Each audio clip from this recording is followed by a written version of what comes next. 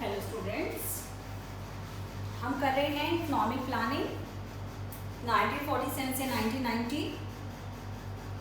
Last जो class थी उसमें हमने बात की थी कि इंडिया में हमने 5 ईयर प्लान अडॉप्ट किया।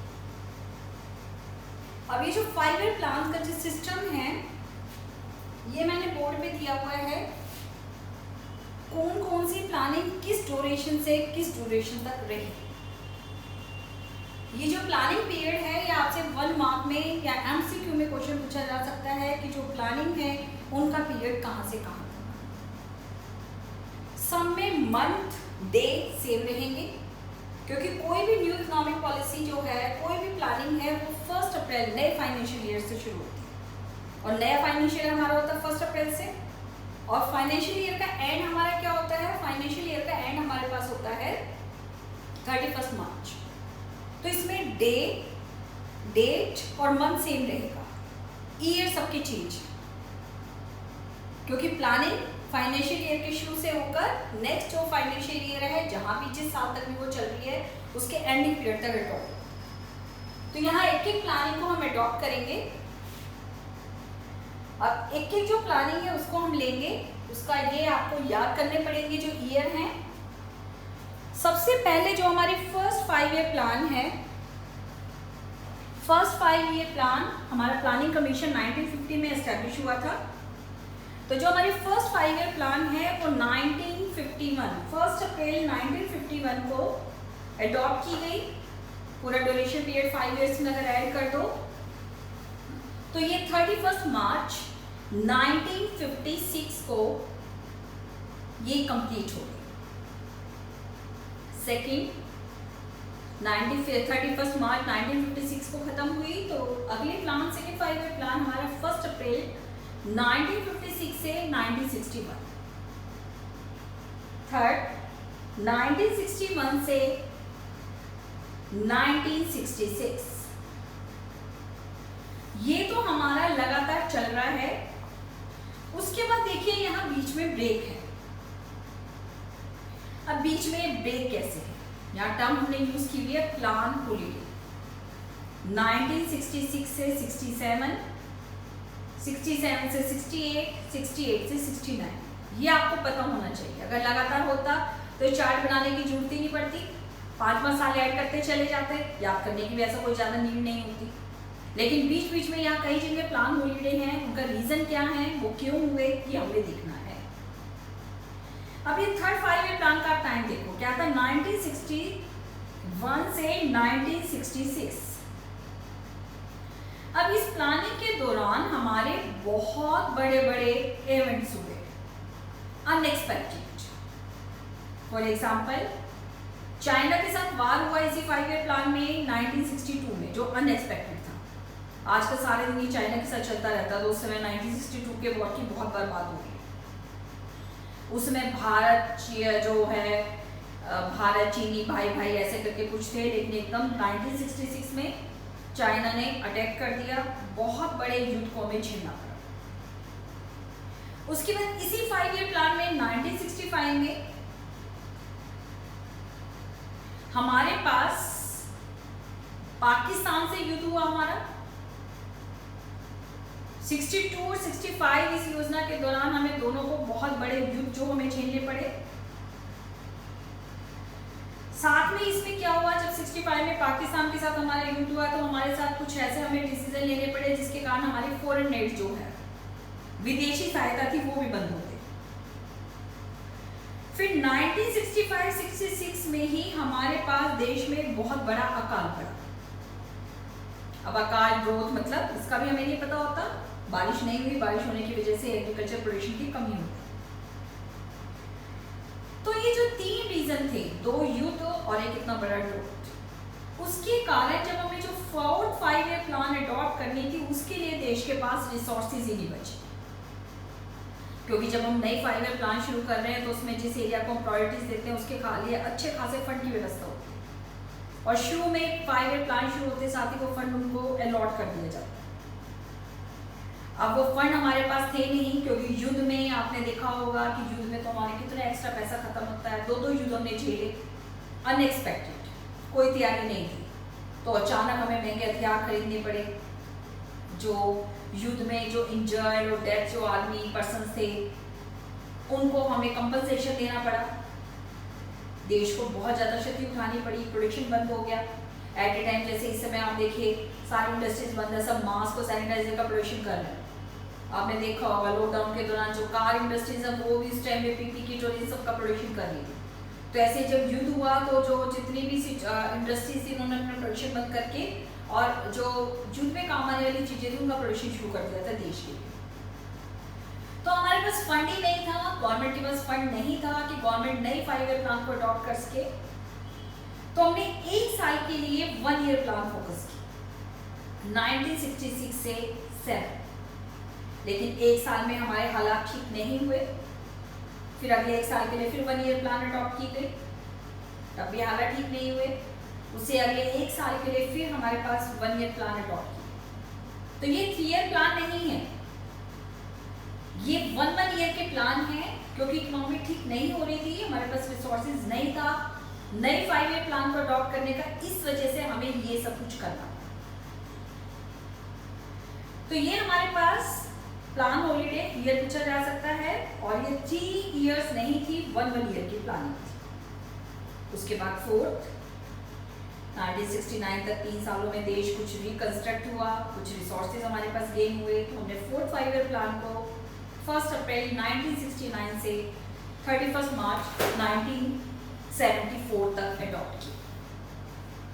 उसके बाद 5th में फिर हमारा वही रेगुलेशन चला 1974 से 1979। अब इसके बाद देखिए 5th के बाद फिर आपके पास एक प्लान हॉलीडे आया हुआ है 1 साल का। जो पहले प्लान हॉलीडे हुआ उसका था हमारे पास इकोनॉमिक रीजन और ये था हमारे पास पॉलिटिकल रीजन।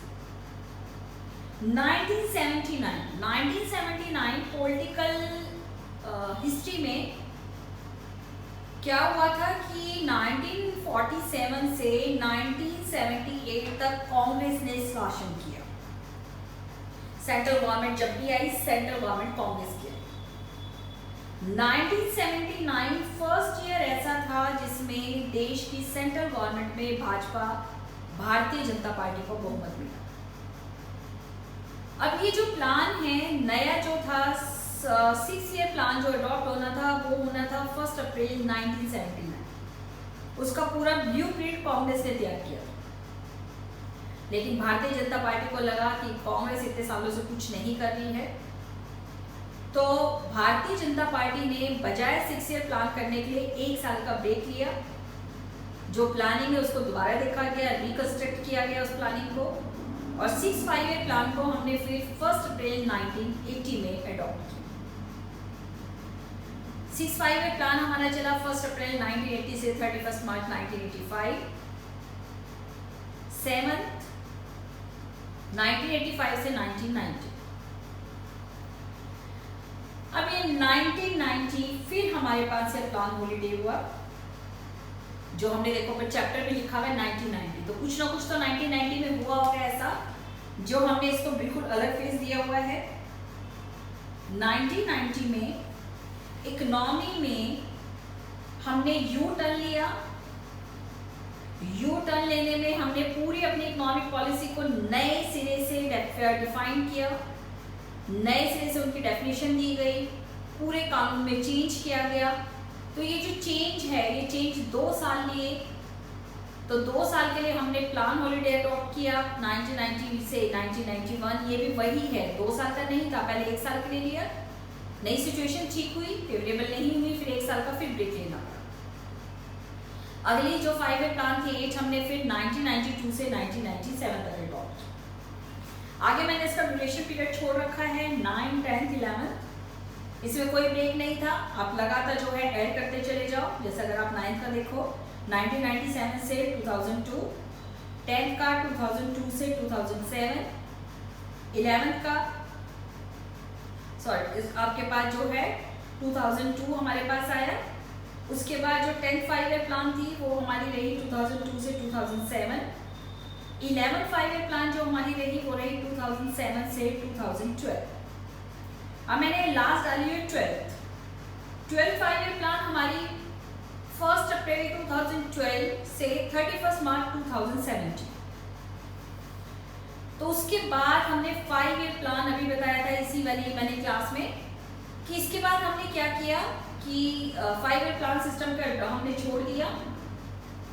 जो हमारा नया अथॉरिटी बनी नीति आयोग, उसने अलग तरीके का पैटर्न बनाया।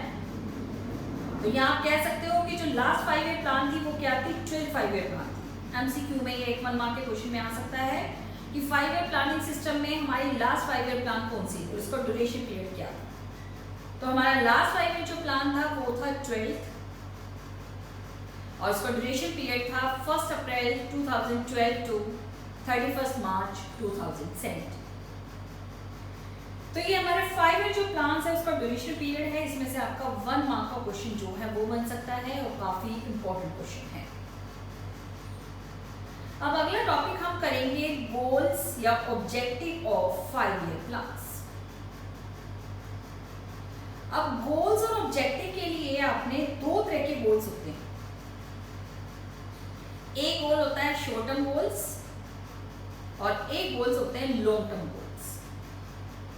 Short term objective and long term objective, दोनों में क्या डिफरेंस है? जो दोनों में डिफरेंस है, शॉर्ट टर्म गोल किसी एक प्लानिंग पीरियड के लिए बनाए जाते हैं, उसी प्लानिंग पीरियड में उसको अचीव करने की कोशिश की जाती है। उसमें जितनी अचीवमेंट हो जाए ठीक है, नेक्स्ट 5 ईयर प्लान में हम कुछ और ऑब्जेक्टिव लेकर चलते हैं। जैसे देखिए मैंने जो बोर्ड पे 12 5 ईयर प्लान्स ले रखी है, तो 12 5 ईयर प्लान में सब में अलग अलग ऑब्जेक्टिव थे। किसी प्लानिंग में किसी के ऊपर फोकस किया गया और किसी प्लानिंग में किसी के ऊपर फोकस किया गया। तो ये जो प्लानिंग में फोकस किया गया है ये कहलाते हैं शॉर्ट टर्म गोल्स। अब long term goals, first 5 year plan से हमने अडॉप्ट करना शुरू किया, फर्स्ट में नहीं लिया, फिर सेकंड में आ गए, सेकंड में नहीं हुआ, पूरे थर्ड में आ गए। मतलब वो प्लान जो है वो 1950 से चल रहे हैं और अभी तक वो चलते आ रहे हैं, क्योंकि वो अभी तक प्लान हमारे पूरे नहीं हुए, अभी तक वो ऑब्जेक्टिव हमारे पूरे नहीं हुए। तो जो शॉर्ट टर्म गोल्स हैं, शॉर्ट टर्म गोल्स, इसमें जो हम आगे हर एक प्लानिंग पीरियड में करेंगे वो आपके पास 1 मार्क के आ सकता है। किसी भी प्लानिंग का आपके पास शॉर्ट टर्म गोल पूछा जा सकता है। और जो लॉन्ग टर्म गोल्स हैं वो हम करेंगे 4 मार्क्स के हिसाब से, जो हमारे जनरल रहेंगे। तो शॉर्ट टर्म गोल में हम जो यहाँ डिस्कस करेंगे वो हर एक प्लानिंग पीरियड का अलग अलग करेंगे। तो अगर मैं इसमें अलग से हम कर लें तो ये हो गए हमारे पास गोल्स। अब ये जो है हमारे पास प्लान हॉलीडे हुए, इसमें कोई गोल्स नहीं आएंगे, क्योंकि प्लान हॉलीडे में कोई प्रोटेक्शन एक्टिविटीज नहीं होती, बस देश को एक चलाना होता है, कोई ऑब्जेक्टिव लेके हम नहीं चलते। तो ये जो प्लान हॉलीडे हैं इनमें हम कोई ऑब्जेक्टिव नहीं करेंगे। ऑब्जेक्टिव और गोल हम अलग अलग 5 ईयर प्लान का करेंगे जो 1 मार्क में आ सकता है। अब यहाँ समझ लीजिए, जो फर्स्ट 5 ईयर प्लान था हमने इसे पहले वाले चैप्टर में किया कि 1947 में एग्रीकल्चर की हालत हमारी बहुत खराब थी। हमारे जो पार्टीशन में हमारे जो राइस के एरियाज है पाकिस्तान में चले गए, और उसके बाद जो रिफ्यूजी थे, पाकिस्तान से आने वाले जो लोग थे वो भारत में आके बसे। तो उस समय सबसे बड़ी प्रॉब्लम ये थी, सबसे पहले लोगों को खाना प्रोवाइड करवाना था। और चीजें सेकंड प्रायोरिटी होती है, सबसे पहले आपको क्या करना होता है, खाना प्रोवाइड करना। और खाना हमें किससे मिलता है, एग्रीकल्चर सेक्टर से। तो जो फर्स्ट 5 ईयर प्लान था उसमें जो ऑब्जेक्टिव रखा गया, जो मेन गोल रखा गया वो था डेवलपमेंट ऑफ एग्रीकल्चर सेक्टर। अब यहाँ इसके गोल का मतलब यही है कि सिर्फ सारा फंड जो 100% फंड है वो एग्रीकल्चर सेक्टर को दे दिया गया, लेकिन एग्रीकल्चर सेक्टर को प्रायोरिटी देने का मतलब क्या है कि उसमें आपने ज्यादा फंड अलॉट किया और एरियाज के लिए थोड़े कम, उसके कंपैरिजन कम फंड अलॉट। तो यहाँ जब जिस चीज के ऊपर फोकस कर रहे हैं उसका मतलब ये नहीं 100% फंड उसको प्रोवाइड किया जा रहा है। यहाँ इसका मतलब क्या है, उस सेक्टर को ज्यादा फंड प्रोवाइड किया जा रहा है, उस सेक्टर की डेवलपमेंट पे ज्यादा ध्यान दिया जा रहा है। और ये जो शॉर्ट टर्म गोल्स हैं ये हर एक करंट अफेयर्स के हिसाब से, इकोनॉमी की जैसे रिक्वायरमेंट हुई, जिस चीज की जरूरत हुई वो फंड उसको अलॉट कर दिए। तो जो फर्स्ट था, फर्स्ट में हमारे पास क्या किया गया, focus on agriculture. Agriculture sector, क्योंकि सबसे पहले हमें लोगों को खाना प्रोवाइड करना था, तो हमने सबसे पहले इसमें एग्रीकल्चर सेक्टर को फंड प्रोवाइड किए, एग्रीकल्चर सेक्टर की तरफ डेवलपमेंट किया। अब 5 साल में कुछ सिचुएशन स्टेबल हो गई। अब सेकंड 5 ईयर प्लान 1956। अब 1956 में सेकंड 5 ईयर प्लान में देश में ये जरूरत महसूस की गई कि देश को हर एक चीज के लिए आयरन, स्टील, बेसिक इंडस्ट्रीज की जरूरत है। और जब देश के लिए बेसिक इंडस्ट्रीज की जरूरत है, तो हमने इसमें एक मॉडल अडॉप्ट किया। वो मॉडल था महान लॉबिस मॉडल। महान लॉबिस एक इंडियन प्लानिंग सिस्टम के लिए जो है वो एक इतिहास रचा इन्होंने मॉडल 1953 में बनाया। और ये मॉडल जो है वो मॉडल इस चीज के ऊपर बेस्ड था कि देश की डेवलपमेंट के लिए क्या करना चाहिए। उनका क्या कहना था महान लॉबिस का कि देश की प्रोसेस के लिए, देश की प्रोग्रेस के लिए हमें लॉन्ग टर्म ग्रोथ की तरफ ध्यान देना है। और लॉन्ग टर्म ग्रोथ के लिए हमें इंडस्ट्रीज पे ज्यादा फोकस करना है। और इंडस्ट्रीज भी कौन सी? Capital goods. अब क्या कंज्यूमर और कैपिटल गुड्स को अलग से बताने की जरूरत नहीं है मुझे। तो कैपिटल गुड्स इंडस्ट्रीज के ऊपर फोकस करने की जरूरत है। तो जो सेकंड 5 ईयर प्लान है वो महान लॉबिस मॉडल के ऊपर कैपिटल गुड्स के प्रोडक्शन पर ध्यान दिया गया। इसी प्लानिंग पीरियड के दौरान देश में 3 नई फैक्ट्रियां जो शुरू हुई, भिलाई, बोकारो, राउरकेला, आयरन और स्टील की बहुत बड़ी जो फैक्ट्रीज हैं वो स्टैब्लिश की गई, जिससे देश में आयरन और स्टील का जो प्रोडक्शन है वो लगातार इंक्रीज हो सके, देश में इन चीज़ों की कमी ना, इन चीज़ों का हमें इंपोर्ट ना करना पड़े। तो सेकंड में हमने इंडस्ट्रियल सेक्टर के ऊपर डेवलप किया। अब थर्ड जो प्लानिंग है, थर्ड प्लानिंग में जनरली हमने सेकंड में जो इंडस्ट्रियल सेक्टर को जो लिया था उसी को हमने अनचेंज रखा। अनचेंज रखने से हमने इसमें इंडस्ट्रियल सेक्टर की तरफ फिर ज्यादा इंपॉर्टेंस दी। अब 4th 5 ईयर प्लान, जो कि प्लान हॉलीडे के बाद शुरू हुआ था, इसमें हमारे पास फिर हम इंडस्ट्रियल सेक्टर की तरफ ध्यान आए। इंडस्ट्रियल सेक्टर की तरफ के बाद हमने एग्रीकल्चर सेक्टर पे फिर ध्यान दिया कि हमें एग्रीकल्चर सेक्टर में सेल्फ सफिशिएंट होना है,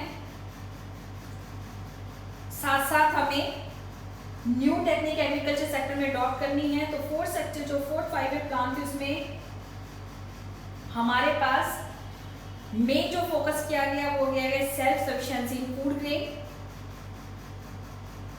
जिसमें हमारे पास बाहर से एग्रीकल्चर सेक्टर के लिए बाहर से जो सीड्स हैं, बीज हैं, उनका इंपोर्ट किया गया। उसके बाद 5th 5 ईयर प्लान में, अब 5th 5 ईयर 1974 तक देश को आजाद हुए काफी साल हो गए, लेकिन एक चीज देखी गई कि यहाँ देश में इनइक्वालिटीज ऑफ इनकम और वेल्थ बहुत ज्यादा बढ़ता जा रहा है। जो भारत ने मिक्स्ड इकोनॉमी, सोशल इकोनॉमी के पैटर्न को लेते हुए अपनाई थी, वो अपने एम को पीछे छोड़ के चली। अमीर और ज्यादा अमीर होते जा रहे हैं और गरीब बहुत ज्यादा गरीब होते जा रहे हैं। हर एक पॉलिसी में साथ साथ ये जितने भी 5 ईयर प्लान है सब में पॉवर्टी एलिवेशन प्रोग्राम रखे, गरीबी दूर कर, लेकिन फिर रिजल्ट्स कहीं भी दिखने नहीं शुरू। तो जो 5th 5 ईयर प्लान थी उसमें गवर्नमेंट ने जो मेन प्रायोरिटी दी वो the basic need program for poors. Basic need program, minimum need program, गरीबों को जो राशन की व्यवस्था की गई, पब्लिक डिस्ट्रीब्यूशन सिस्टम किया गया वो इसी में कि राशन के माध्यम से गरीबों को सस्ता अनाज दिया जाए। उनको घर बनवाए गए, बहुत कम कॉस्ट के ऊपर उनके लिए घर बनाए गए। तो जो 5th 5 ईयर प्लान था उसमें मेन फोकस किया गया basic need program, minimum need program for poors, जिससे समाज में जो है सोसाइटी है उसमें इक्वल डिस्ट्रीब्यूशन ऑफ इनकम और वेल्थ हो सके। अब 6th 5 year plan, 6th 5 year plan हमारा 1980 से 1985। अब इस दौरान नई टेक्निक का यूज होने लगा था। नई टेक्निक को यूज होने से जो डेवलपमेंट है वो इस चीज के ऊपर ध्यान दिया गया कि जो हमारी नई टेक्निक यूज हो रही है उससे एम्प्लॉयमेंट जनरेशन बहुत कम हो रहा था, कैपिटल इंटेंसिव टेक्निक यूज हो रही थी। तो 6 ईयर प्लान में ये फोकस किया गया कि generation of employment, unemployment level जो है वो इस समय बहुत हायर लेवल तक पहुंच चुका था, हायर लेवल तक पहुंच चुका था। तो इसलिए जो है गांव में तो खासकर अनएम्प्लॉयमेंट बहुत ज़्यादा था। तो जो 6 ईयर प्लान थी, 6 ईयर प्लान में फोकस किया गया एम्प्लॉयमेंट जनरेशन। 7 ईयर प्लान, ये जो 6 ईयर प्लान हमने अपना नहीं लाई थी, इसके कुछ ड्रॉबैक्स दिखने लगे थे। ड्रॉबैक्स क्या थे? यहाँ गवर्नमेंट सेक्टर जो है, पब्लिक सेक्टर है, वो बहुत ज़्यादा हावी होता जा रहा था, बहुत ज़्यादा उसको इम्पोर्टेंस मिलने लगी थी, और उस इम्पोर्टेंस के कारण पब्लिक सेक्टर में इनएफिशिएंसी आ गई थी। क्या हम धीरे धीरे करेंगे इसमें पूरा। पब्लिक सेक्टर में बहुत ज़्यादा इनएफिशिएंसी आ गई थी। तो जो 7 ईयर प्लान था उसका रोल क्या किया गया कि जो पब्लिक सेक्टर है, पब्लिक सेक्टर के जो रोल है उसको कम किया जाए और प्राइवेट सेक्टर को इम्पोर्टेंस ज़्यादा दी जाए। तो ये जो हमारे पास है 7 ईयर प्लान जो है, ये इसमें गवर्नमेंट सेक्टर के रोल को कम करते हुए एग्रीकल्चर डेवलपमेंट लेड ग्रोथ के ऊपर ध्यान दिया गया। फिर एग्रीकल्चर सेक्टर के ऊपर हमने फोकस किया। 7 पूरा हो गया। 7 के बाद प्लान हॉलीडे, उसमें गवर्नमेंट ने यू टर्न ले लिया, जिसमें गवर्नमेंट का रोल बहुत जो है कम हो गया, सारा प्राइवेट सेक्टर रहने लग गया। और प्राइवेट सेक्टर में गवर्नमेंट प्राइवेट जो है वो अभी तक क्या था, 7 ईयर प्लान तक सारा रोल गवर्नमेंट को होता। गवर्नमेंट जो इंस्ट्रक्शन देती थी प्राइवेट सेक्टर को उसी को फॉलो करना होता। तो गवर्नमेंट हर एक प्लानिंग में एम फिक्स करती थी, और जो एम फिक्स किए होते थे प्राइवेट सेक्टर उसी के अनुसार जो है टारगेट फॉलो करता। जैसे मान लीजिए कि आपके घर में किसी बड़े की बहुत ज़्यादा चलती है, आप लोग काम कर रहे हैं, तो आपको जो इंस्ट्रक्शंस मिल रही है वो उससे मिल रही है, बड़े से इंस्ट्रक्शंस मिल रही है, वो जो कहेंगे वो काम आपको करना है, आप अपना उसमें ज़्यादा कुछ ऐड नहीं कर सकते। तो वही हालत थी। गवर्नमेंट सेक्टर प्लानिंग बनाता था तो प्राइवेट सेक्टर को उसके अकॉर्डिंग चलना पड़ता था। इसलिए गवर्नमेंट 5 ईयर प्लान में पूरा ब्लूप्रिंट देती थी कि किस सेक्टर में इंपॉर्टेंस ज़्यादा देगी। लेकिन 7 ईयर प्लान के बाद 8 ईयर प्लान में इसमें प्राइवेट सेक्टर को इंपॉर्टेंस देने लगे, और प्राइवेट सेक्टर अपनी प्रायोरिटी के हिसाब से प्रोडक्शन करता है। तो यहाँ जो फोकस ऑफ 5 ईयर प्लान था वो धीरे धीरे कम होने लगा, क्योंकि गवर्नमेंट जो 5 ईयर प्लान में फोकस कर रही है वो सिर्फ गवर्नमेंट सेक्टर के ऊपर फोकस कर रही है, प्राइवेट सेक्टर को यह फोर्स नहीं करना। प्राइवेटाइजेशन हो चुका था, लिबरलाइजेशन हो चुका था। तो ये प्राइवेटाइजेशन लिबरलाइजेशन ये क्या है, ये भी अगले चैप्टर में हम पढ़ेंगे। तो उसके कारण प्राइवेट सेक्टर को बहुत ज़्यादा पावर दी गई थी, और प्राइवेट सेक्टर फिर गवर्नमेंट के इंस्ट्रक्शंस को फॉलो ना करके अपना फ्रीडम के साथ अपना प्रोडक्शन कर रहा है। तो आपको ये जो शॉर्ट टर्म प्लानिंग है ये आपको मेनली 7 ईयर प्लान तक याद करनी है। 1 मार्क में क्वेश्चन पूछा जा सकता है आपके पास कि फर्स्ट का सेकंड का क्या है। 8 के बाद जो है गोल इतने ज़्यादा इंपॉर्टेंट हमारे पास नहीं है। ये है शॉर्ट टर्म गोल्स। अब हम करेंगे long term goals. Long term goals वो गोल्स जो हमारे पास जब से चलते आ रहे हैं और वो हमारे पास चल ही रहे हैं, उनको हम लेंगे। पहले लॉन्ग टर्म गोल्स में लिख रही हूँ पॉइंट्स, एक एक पॉइंट को हम डिस्कस करें।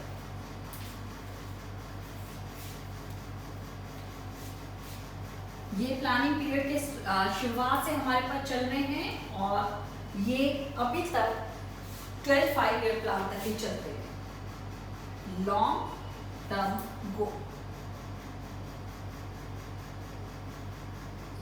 बहुत सारे हैं, लेकिन जो मेन थे वो हम कर रहे हैं। फर्स्ट, ग्रोथ,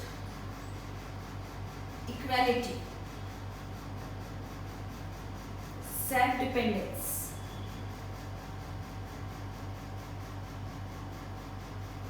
मॉडर्नाइजेशन, इकोनॉमी को मॉडर्न बनाना है, रिमूव अनएम्प्लॉयमेंट,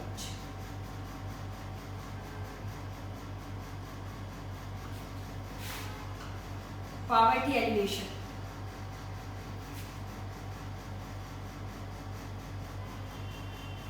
ये है लॉन्ग टर्म गोल्स। ये लॉन्ग टर्म गोल्स को हम एक एक को डिस्कस करेंगे। ये आपका पूरा 4 मार्क्स का क्वेश्चन आ सकता है। Explain the long term goal of 5 year plans. सबसे पहले हमारे पास इकोनॉमिक ग्रोथ, ये आप वहाँ जीडीपी वगैरह पूरा मैक्रो में पढ़ चुके हो। इकोनॉमिक ग्रोथ का मतलब इकोनॉमी में जीडीपी की जो रेट है वो लगातार इंक्रीज होता है। जब जीडीपी किसी देश में लगातार इंक्रीज होता है तो उसको हम क्या कहते हैं, इकोनॉमिक ग्रोथ। अब इकोनॉमिक ग्रोथ में क्या होना चाहिए, चाहे आपके पास प्रोडक्शन, आपका जीडीपी इंक्रीज होना चाहिए। जीडीपी में चाहे कोई सेक्टर का भी प्रोडक्शन इंक्रीज हो, चाहे एग्रीकल्चर सेक्टर का प्रोडक्शन इंक्रीज हो, चाहे इंडस्ट्रियल सेक्टर का प्रोडक्शन इंक्रीज हो, चाहे सर्विस सेक्टर का प्रोडक्शन इंक्रीज हो। मतलब आप तीनों सेक्टर को एक साथ लेके चल रहे हो, तीनों सेक्टर की जीडीपी को कैलकुलेट कर रहे हो। तो हमारे पास फर्स्ट फोकस क्या था कि हमारा जीडीपी का ग्रोथ रेट इंक्रीज हो, जिससे देश में पर कैपिटा इनकम और जो हमारे पास नेशनल इनकम है, पर कैपिटा इनकम और नेशनल इनकम लगातार इंक्रीज हो। तो इसमें आपने पॉइंट को ज़्यादा नहीं लिखना, जो याद करोगे वो इस तरह से याद करना है कि 3-4 लाइन्स में इसको कंप्लीट करो। दूसरा पॉइंट इक्वालिटी। इक्वालिटी वर्ड है इक्वल से, इक्विटी भी कह सकते हो, इक्वालिटी भी कह सकते हो, कि जब देश में ग्रोथ हो तो उस ग्रोथ का फायदा जो है इकोनॉमी के ऑल सेक्टर्स को मिले। सिर्फ एक ग्रोथ, देश में जीडीपी बढ़ रहा है तो इस जीडीपी बढ़ने का फायदा सिर्फ देश में रिच पर्सन को ना हो। यहाँ क्या है कि एवरी पर्सन के पास उसका फायदा बन जाए। Every Indian should be able to meet his basic needs, और बेसिक नीड्स में क्या आता है, हाउस, एजुकेशन, हेल्थ। ये जो है वो सबको पहुंचे। अनइक्वल डिस्ट्रीब्यूशन ऑफ इनकम है वो कम से कम हो। जो समाज का हर एक पर्सन है उसका स्टैंडर्ड ऑफ लिविंग जो है वो इंक्रीज हो। तो ये किससे डिपेंड था, ये सोशल जस्टिस, कि समाज में सबको फायदा मिले। सोशल जस्टिस जो है मोटिव, उसके ऊपर ये वाला जो हमारा गोल था ये इसके ऊपर डिपेंडेंट था। उसके बाद सेल्फ डिपेंडेंस। सेल्फ डिपेंडेंस का मतलब इस वाले ऑब्जेक्टिव को लेकर हमारा जो है बहुत सालों तक हमने बहुत पैसा खर्च किया है, और ये सेल्फ डिपेंडेंस वाला जो मोटिव था ये 1991 के बाद थोड़ा कम होने लगा। सेल्फ डिपेंडेंस का मतलब इंडिया जो है, जो भी चीजें इंडिया को चाहिए, इंडिया उसको हर एक हालत में अपने डोमेस्टिक रिसोर्सेज से प्रोड्यूस करे। जैसे आजकल जो हम बात करते हैं आत्मनिर्भर भारत, ये वही वाला गोल है कि जो भी हमारी रिक्वायरमेंट है उसको हम अपने डोमेस्टिक रिसोर्सेज से पूरा करें, बाहर से इंपोर्ट्स कम से कम हो। और ये मोटिव हमारा थर्ड 5 ईयर प्लान के बाद ज्यादा फोकस किया गया। क्योंकि थर्ड 5 ईयर में जब हमारे युद्ध छिड़े तो युद्ध के कारण हमें कई जगह इसलिए पीछा हटना पड़ा, क्योंकि जिन देशों से हम इंपोर्ट कर रहे थे वो देश कभी चाइना या कभी पाकिस्तान के फेवर में खड़े हो गए। हमारे यहाँ सामान की कमी होने लगी, और सामान की कमी के लिए हमें युद्ध में पीछे हटना पड़ा। तो उसके बाद ये हुआ कि जो सेल्फ डिपेंडेंस जो है, फॉरेन डिपेंडेंस है, उसके ऊपर कम से कम फॉरेन डिपेंडेंस रखी जाए। जो सामान हमें चाहिए उस देश को एट एनी कॉस्ट, इसलिए इंपोर्ट सब्स्टिट्यूशन पॉलिसी आई थी कि जो सामान हम बाहर से मंगवा रहे हो जैसे सामान अपने देश में बनाओ, चाहे कॉस्ट कितनी ज़्यादा। और दूसरा सेल्फ डिपेंडेंस में कि जो फॉरेन इंटरफेरेंस है वो कम से कम हो, क्योंकि अगर आप देखिए बाहर से सामान मंगवा रहे हैं, उनके ऊपर डिपेंडेंट हैं, तो वो इंटरफेयर भी बहुत ज़्यादा करेंगे। लेकिन अगर सामान अपने आप मंगवा लो, उनके अपने इंपोर्ट्स के लिए आप उनके ऊपर डिपेंडेंट नहीं रहेंगे, तो इसलिए क्या होगा, वो जो है धीरे धीरे करके उनकी इंटरफेरेंस भी है हमारे पास कम हो जाएगी। उसके बाद था हमारा मॉडर्नाइजेशन। मॉडर्नाइजेशन का मतलब जो है इकोनॉमी जो है ढर्रे पे ना चले, ओल्ड टेक्निक का हम यूज ना करें। मॉडर्नाइजेशन दो तरीके से लिया गया, एक था एडॉप्शन ऑफ न्यू टेक्निक, चाहे इंडस्ट्रियल सेक्टर है, चाहे आपके पास एग्रीकल्चर सेक्टर है, चाहे इंडस्ट्रियल सेक्टर है, चाहे एग्रीकल्चर सेक्टर है, उन सब में हम न्यू टेक्निक यूज करें। पुरानी टेक्निक को हम सब्स्टिट्यूट करें न्यू टेक्निक से, पूरे वर्ल्ड के साथ हम मिलके चलें। चाहे फार्मर्स हैं, फार्मर्स हाई यील्डिंग सीड्स का इस्तेमाल करें, जो फैक्ट्रियां हैं वो नई मशीनों का इस्तेमाल करें। और मॉडर्नाइजेशन में दूसरी पहलू की तरफ ध्यान दिया गया कि जो सोशल आउटलुक है उसमें भी लोगों का मॉडर्नाइजेशन हो। मतलब हम ऐसे नहीं सिर्फ पैसा कमाने के लिए मॉडर्न टेक्निक पे ध्यान, बल्कि लोगों के नजरिए में भी, लोग नजरिए से भी modern, caste, colour, gender, religion, इनके बेस पर कोई देश में डिस्क्रिमिनेशन ना हो। और इसी मोटिव को लेकर इतने सारे लॉ बने, जिसे जो वुमेन पावर है वो दिया गया कि वुमेन्स को इक्वल राइट दिए गए। साथ में जो रिलीजन है, रिलीजन के बेस पे कोई भी जो है डिस्क्रिमिनेशन नहीं कर सकता। तो ये जो है, ये भी हमारे पास क्या हुआ, मॉडर्नाइजेशन में दो चीजें, टेक्निक भी मॉडर्न होनी चाहिए और टेक्निक मॉडर्न होने के साथ साथ जो नजरिया है वो भी हमारा मॉडर्न होना चाहिए। उसके बाद हमारे पास रिमूव अनएम्प्लॉयमेंट। 1947 में ही हमारा अनएम्प्लॉयमेंट लेवल बहुत ज़्यादा था और उसमें एक बहुत बड़ी प्रॉब्लम थी कि हमारी इंडस्ट्रियल सेक्टर तो पूरा डिस्ट्रॉय हो चुका था, एग्रीकल्चर सेक्टर डेवलप नहीं था। और उसके बाद जो देश का पार्टीशन हुआ, पार्टीशन के कारण बहुत सारे रिफ्यूजी यहाँ आए जो अपना काम धंधा सब कुछ वहाँ छोड़ के चले गए थे। और धीरे धीरे जो है देश में पॉपुलेशन बढ़ने लगी, तो अनएम्प्लॉयमेंट जो है वो बहुत ज़्यादा बढ़ता चला गया। तो हर एक 5 ईयर प्लान में ये मोटिव रखा गया कि जो अनएम्प्लॉयमेंट है उसको कैसे, पहले रिमूव था और फिर रिड्यूस था। पहले रिमूव का मोटिव लिया गया, बिल्कुल खत्म कर दो, लेकिन देखा गया कि पॉपुलेशन इतनी तेजी से बढ़ रही है, खत्म तो नहीं हो सकता। फिर उसके बाद इसकी जगह चेंज करके reduce unemployment. Last motive poverty alleviation, शुरू से पुअर पर्सन्स है। अब पुअर पर्सन्स है तो पॉवर्टी एलिवेशन में ये ध्यान रखा गया कि धीरे धीरे करके जो है देश में जो गरीब लोग हैं उनको खत्म नहीं करना है, उनकी गरीबी को खत्म करना। इसलिए गवर्नमेंट ने बहुत प्लानिंग की, बहुत सारे हर एक योजना में, हर एक प्लानिंग में हमने बहुत सारे जो है वो पैसे खर्च किए। तो ये लॉन्ग टर्म गोल्स, अगर लॉन्ग टर्म गोल्स में आप देख सकते हो ये प्रोसेस हमारा अभी तक चल रहा है। 12 5 ईयर प्लान के बाद हम 5 ईयर प्लान को सिस्टम को छोड़ चुके हैं। नीति आयोग हमारा नए सिरे से काम कर रहा है, लेकिन मोटिव हमारा यही चल रहा है, इससे कहीं इधर उधर नहीं है। देश के आप ऑब्जेक्टिव यही हो सकते हैं, कोई भी जो इकोनॉमी है वो इन्हीं ऑब्जेक्टिव्स के लिए काम करके चलती है। बस फर्क ये किसी टाइम कोई ज़्यादा हो जाता है, जैसे इस टाइम आप देखिए, इस टाइम जो मोटिव है सेल्फ डिपेंडेंस के ऊपर ज़्यादा ध्यान दिया जा रहा है। लॉकडाउन में जो हमने सेल्फ डिपेंडेंस कई एरियाज में लिया है, जो पीपी किट है, मास्क है, सैनिटाइजर्स है। ये कोरोना से पहले देश में एक भी पीपी किट नहीं बनती थी, जितनी पीपी किट बनती थी सारी हम इंपोर्ट करते थे। लेकिन अब देखिए देश में पीपी किट का प्रोडक्शन उनकी डिमांड से ज़्यादा हो रहा है। देश का हर एक सेक्टर जो है पीपी किट को प्रोड्यूस कर रहा है।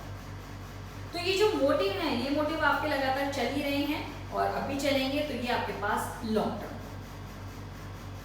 तो इस वाली क्लास में हमने किया 5 ईयर प्लान का duration period, short term goals, long term goals.